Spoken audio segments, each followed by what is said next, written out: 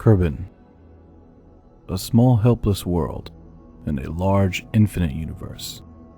No one exactly knows how it began, but one ancient story has survived through the generations.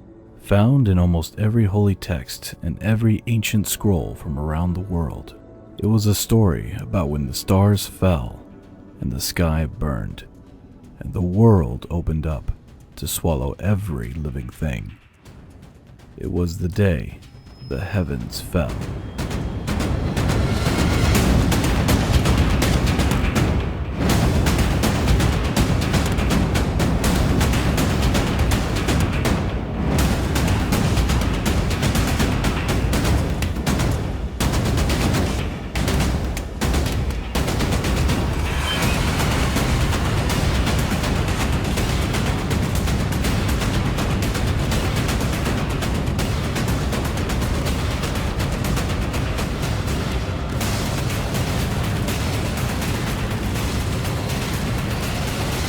The story tells of a handful of survivors that fled underground, only to emerge years later to a cold, desolate world.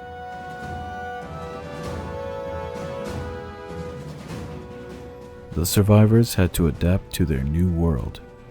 Over many millennia, the ice finally melted, and plants and animals started to emerge. Over thousands and thousands of years, Kerbinkind would spread across the face of the planet, creating different colonies, different cultures, different societies.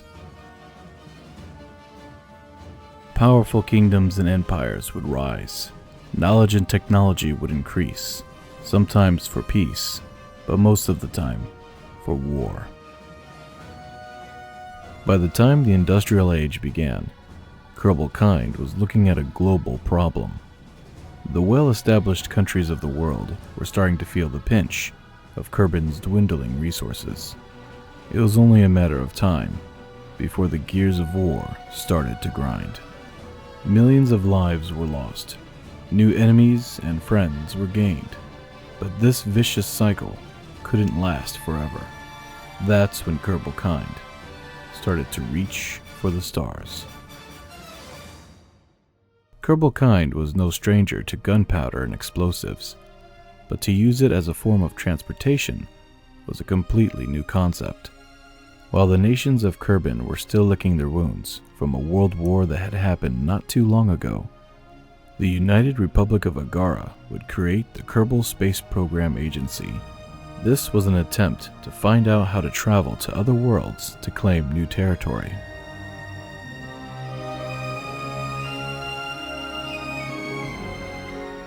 It became apparent that rocket solid fuel boosters, or gunpowder, wasn't going to cut it. They needed a more potent fuel, in this case liquid fuel and oxygen. Armed with this new technology, they would build the world's very first spaceship.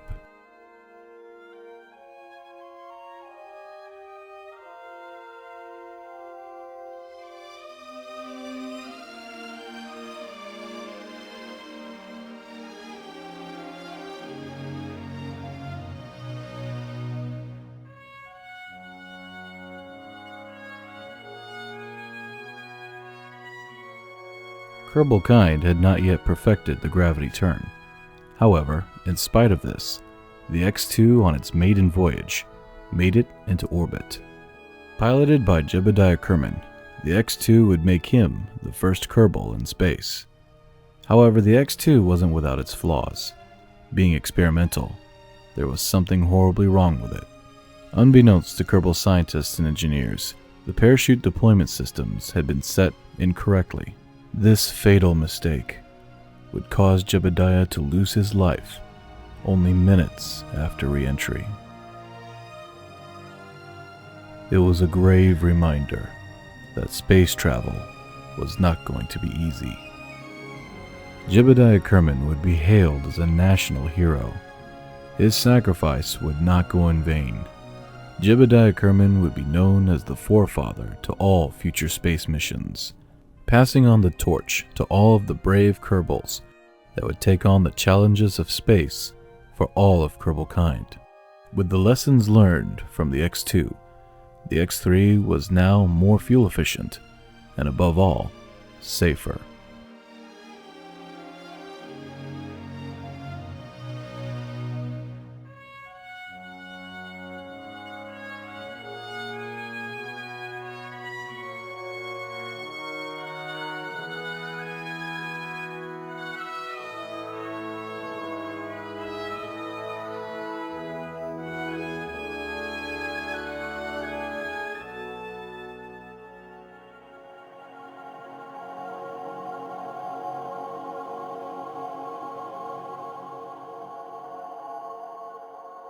The X-series spacecraft would see a variety of different designs, each becoming better and better in collecting science around Kerbin.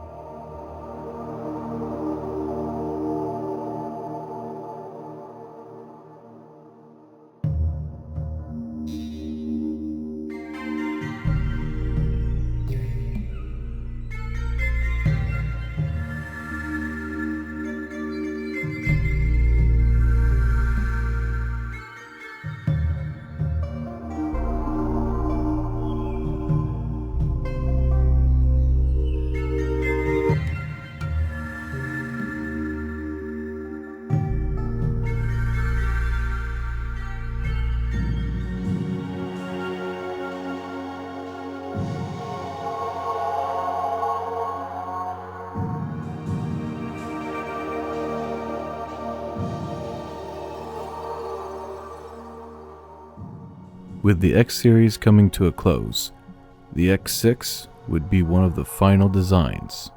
Designed with all of its weight towards the bottom naturally, it didn't have to worry about flipping over during re-entry. The craft could also use its utility doors as makeshift air brakes. It could also use it as a type of rudder to steer it towards a better landing spot during freefall. With some minor modifications to the X6, the X7 would be Kerbin's very first fully fledged orbiter.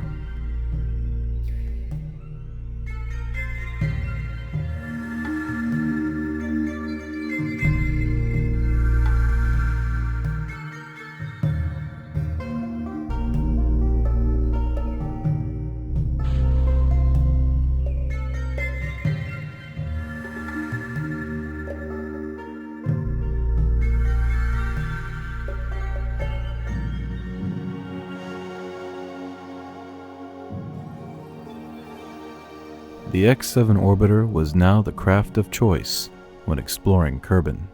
Many more launches would take place as science was collected around every square inch of the planet.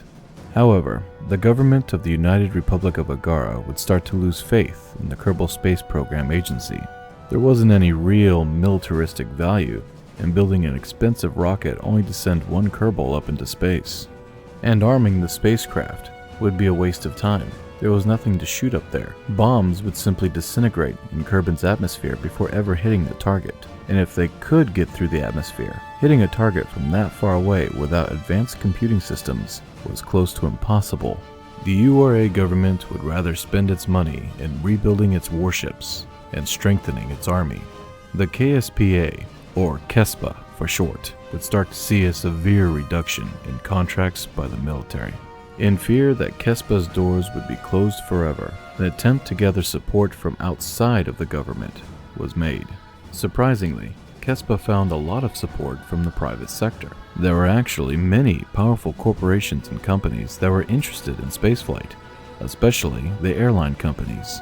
KESPA would drop the A from its name and simply be known as the Kerbal Space Program, or the KSP. Even though the KSP still relied heavily on government contracts, a lot of its money was starting to come from the private sector. After a while, the KSP started to be known more as a civilian contractor rather than a government agency. However, due to KSP's government ties, other countries saw the Kerbal Space Program more of a threat than a business partner. The Kerbal Space Program would receive warnings and sometimes outright threats from other countries that didn't like spacecraft that weren't their own flying over their territory. Because of this, negotiations between the URA and other nations would start to strain. It seemed like the nations of Kerbin were becoming more and more unstable, as they started to squabble over territory and resources again. That's when the Kerbal Space Program received an enormous contract from the government. This contract was to put a Kerbal on the moon. From this point on, the future of Kerbal kind would forever be changed.